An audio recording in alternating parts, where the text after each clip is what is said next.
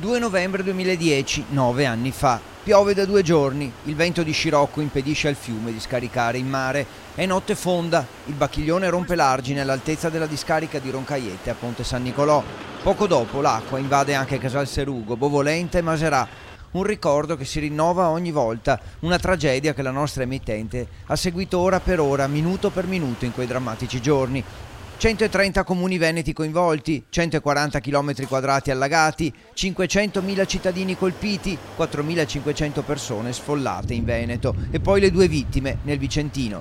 Quando vado in giro per la provincia di Padova, ma anche nel Veneto, le persone quando mi vedono ricordano ancora quegli eventi, ricordano l'alluvione, mi ricordano, proprio perché è stato un evento secondo me anche emozionante, nel senso che ha coinvolto tante persone, perché è stato un dramma quello che abbiamo vissuto. Di quei giorni rimane forte il ricordo dell'impegno dei sindaci coinvolti, che fecero sistema fronteggiando l'evento e ottenendo da Roma risorse economiche per aiutare le famiglie colpite dall'alluvione.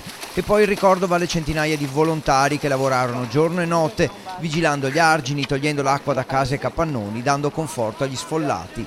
È proprio nei momenti di difficoltà che si creano legami, che si creano rapporti con le persone, quindi quello che è rimasto anche di quell'esperienza drammatica sono anche i tanti legami, i tanti rapporti con le persone, con i volontari di protezione civile. Da allora tante difficoltà ma anche passi in avanti, bacini di laminazione, argini messi in sicurezza, da ultimo il patto siglato da 11 comuni per collaborare sulle azioni da intraprendere. Da quando è successa l'alluvione del 2010 secondo me è cambiata anche la sensibilità in Veneto, è cambiata tra i cittadini la percezione, tra gli stessi amministratori, e quindi da allora secondo me anche la questione ambientale si è sentita di più, perché se voi pensate sul Bacchiglione per 50 anni non è mai stato fatto niente, a partire dal 2010 si è incominciato a capire che forse bisognava intervenire anche sui corsi d'acqua. Una delle grandi incompiute del Veneto è l'idrovia, che attende da decenni di essere completata. È una delle opere che meriterebbero una maggiore anche attenzione, che si riuscisse a portare a termine, perché svolgerebbe un ruolo importante per il nostro territorio,